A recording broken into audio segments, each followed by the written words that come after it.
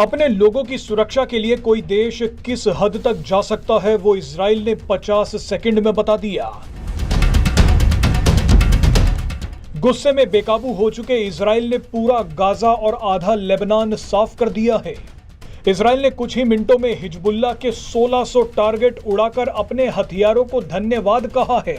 Israel ने अपने iron डोम के लिए भगवान को धन्यवाद कहा है, लेकिन भगवान को धन्यवाद बोलने से पहले इजराइल ने पहली बार एक ऐसा काम किया है जो शायद किसी देश ने आज तक नहीं किया।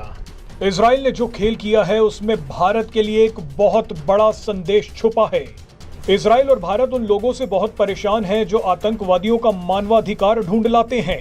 इजराइल और भारत उन लोगों से भी बहुत परेशान है जो देश विरोधी एजेंडा चलाने वाली विदेशी मीडिया के प्रेस फ्रीडम की दुहाई देते हैं।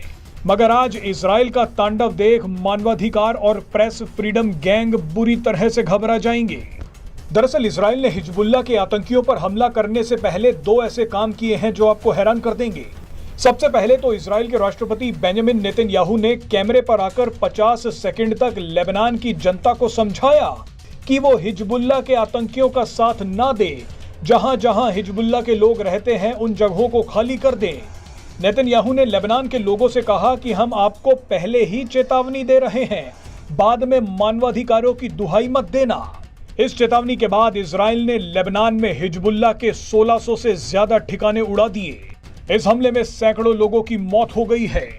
बहरहाल इसके बाद इजराइल उन पत्रकारों पर टूट पड़ा जो यहूदियों को गाली दे रहे थे। इजराइल को जानकारी मिली कि एक विदेशी पत्रकार अपने दफ्तर में बैठकर यहूदियों को गाली दे रहा था, इजराइल के खिलाफ झूठी बातें बोल रहा था। अब इजराइल भी कहां चुप बैठने वाला था। इजराइल ने उस दफ्तर को ही उड़ा दिया जहां पर यह पत्रकार लाइव दे रहा था। पत्रकार बच गया, लेकिन दफ्तर की एक एक ईंट बिखर गई। इसके बाद तो और बड़ा खेल हो गया।